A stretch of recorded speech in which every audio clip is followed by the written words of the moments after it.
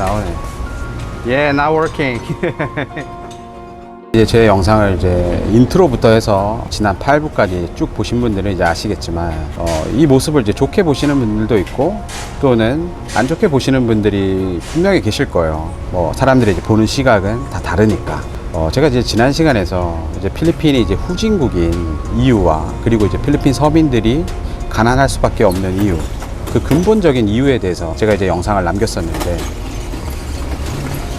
그래서 오늘은 어떤 이야기를 할 거냐면 일반 사람들이 느끼는 그 단점이 이렇게 투자를 하시는 분들, 그런 분들의 이제 시각이나 그리고 이제 그분들의 이제 입을 빌리자면 그 단점들이 큰 장점으로도 이제 보일 수 있다라는 거예요.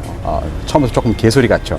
근데 한번 이야기를 들어보세요. 한 4개, 한 5개 정도 이야기를 할 건데, 가령 이제 일반 사람들이 이제 바라보시는 그 단점으로 보이는 것들 중에 이제 첫 번째, 이제 필리핀 사람들은 월급은 이제 쥐꼬리만하게 벌면서 쓰는 건 펑펑 쓴다. 대책 없다. 그래도 발전이 없을 것이다. 이렇게 이야기를 하시는데, 또 투자를 하시는 입장에서는 그 말은 곧 내수 시장이 굉장히 활력이 있다. 이렇게 또 바라보거든요. 근데 필리핀에 이제 와 보신 분들이나 이곳에서 이제 사업을 해보신 분들은 아실 거예요. 필리핀이 내수 시장이 좀 굉장히 괜찮아요. 지난 8부에서 말씀을 드렸다시피 이 필리핀의 산업 자체가 글로벌 경쟁력이 없다 보니까 뭔가 수단을 찾은 거예요. 내수 시장을 그래도 이 필리핀에 맞게 만들어낸 거죠. 그러다 보니까 이제 대외 의존도가 한국과 달리 필리핀 같은 경우는 이제 관광 이외에 그렇게 뭐 크게 의존하는 게 없는 것 같아요. 그러다 보니까 대통령이 가끔 남 눈치 안 보고 강력한 발언도 서슴없이 하는데, 제 생각이에요. 이 부분은. 두 번째. 자, 이번 두 번째는 뭐냐면, 이제 필리핀을 이제 바라봤을 때 인구가 굉장히 많아요. 1억이 넘죠. 야, 쟤네들 어떻게 계획도 없이 덮어놓고 애들을 이렇게 낳고 앉아 있느냐, 뭐 이런 식으로 이제 바라보시는 분들이 계세요. 그런데 이걸 또 다르게 이야기를 하면 투자자 입장에서는 인력 풀이 굉장히 좋다. 그러니까 출산율이 떨어지지 않으니까.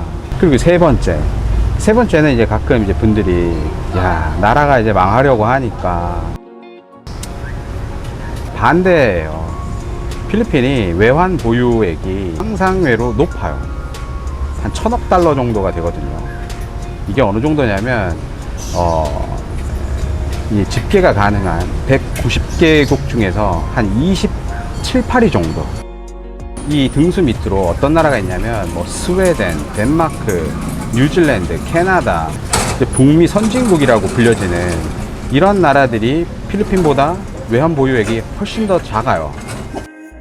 큰 병도 치러보고 이제 잔병 치레를 하면서 체력이 그래도 조금 단단해요. 우리가 다 아시다시피 1980년대 초반에 1983년 4년 이때 이 정치적으로 필리핀이 굉장히 불안했었죠. 그 마르코스 그 집권 말년에 정치적으로 굉장히 불안했는데 그것도 어떻게 잘 넘겼고, 그리고 한 13년 후에 다 아시다시피 1997년 대한민국도 굉장히 힘들었었잖아요. 마찬가지로 필리핀도 직격탄을 맞았었죠. 그것도 어떻게 잘 버텼고, 그로부터 10년 후 2008년 이제 글로벌 금융위기 때 그것 또한 잘 넘겼어요. 그리고 다시 지금 12년이 흐른 후 지금 이 팬데믹이 온 상태인데, 그러면서 이 필리핀이 뭐가 있어야지만 살아남는다라는 걸 그래도 조금 준비를 해놨어요. 튼튼하게. 그리고 필리핀이 곧 망할 것 같지만 외환 보유액도 지금 괜찮죠. 아까 말씀을 드렸다시피 인구도 괜찮죠. 그리고 이 GDP 대비 부채 비율이 아주 이상적인 50% 미만이에요. 필리핀이 지고 있는 이 빚 자체가 70%는 전부 다 내채고 30%가 외국으로부터 이제 빌린 빚일 뿐이에요.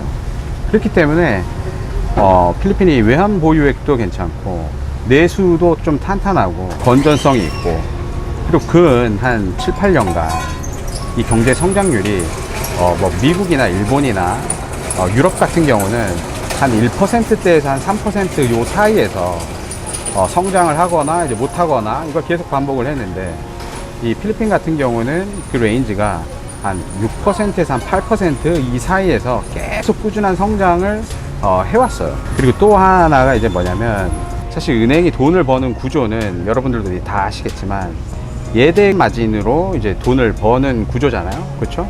그러니까 누군가가 예금을 하면 그 예금을 가지고 누군가에게 이제 대출을 해줘서 그 사이에 발생하는 이자, 그거 가지고 이제 은행이 이제 챙겨 먹는 건데, 근데 그 대출을 내줄 때 우리가 이제 지급 준비금이라는 게 있죠. 그러니까 뭐냐면, 만약에 예금자가 바로 찾으려고 할 때 다시 이렇게 바로 돈을 내줄 수 있도록 항상 상시에 이제 준비를 해야 되는, 대한민국 같은 경우는 그게 한 7%예요. 지금 현재 대형은행 기준으로. 그러니까 예를 들어서 100만 원을 누가 예금을 했어요. 그러면 딱 7만 원만 남겨놓고 93만 원은 다른 사람들한테 이제 대출을 해줄 수가 있어요. 그런데 필리핀은 이 지급 준비율이 12%예요. 그러니까 훨씬 더 불리하죠. 지급 준비금으로 한국보다 더 많이 은행이 의무적으로 보관을 하고 있어야 되니까 사실은 이 마진을 일으킬 수 있는 이 환경이 한국보다 안 좋죠. 근데 이번에 이제 이 지급 준비율이 이제 조금씩 이제 필리핀도 이제 내려가고 있는 경향이에요. 그러니까 환경이 조금 더 좋아지고 돈을 조금 더 풍부하게 이제 풀 수 있으니까 시장에 이제 돈이 풀릴 수 있는 그 여건이 지금 만들어지고 있는 상황이죠. 그러니까 지급 준비율이라는 게 낮아지면 낮아질수록 이 통합 팽창은 급속도로 늘어나는 구조예요. 이 지급 준비율이 내려가면 서민들한테도 돈이 조금 더 이제 쉽게 풀릴 가능성이 있다라고 봐야 되겠죠. 돈이 풀리면 인플레이션에 따라서 자산 가치들은, 돈의 가치는 떨어지고 자산들의 가치는 분명히 오르거든요. 안 오를 수가 없죠. 여러분들이 보시는 우리 일반 사람, 저를 포함해서 일반 사람들이 바라보는 그런 단점들이 또 굉장히 매력적일 수 있다. 이렇게 마무리를 해야 될 것 같아요. 하여튼 제가 이제 여기 손님이 이제 계속 오시는 것 같아서 제가 이제 길게 이야기는 못하고, 오늘 이렇게 긴 영상 이제 시청하시느라 고생하셨고요. 저는 이제 10부에서 또 좋은 모습, 10부가 될지 아니면 시즌2가 될지는 아직 모르겠지만, 아무튼 다음 영상에서 또 좋은 영상으로 찾아뵙겠습니다. 바이바이.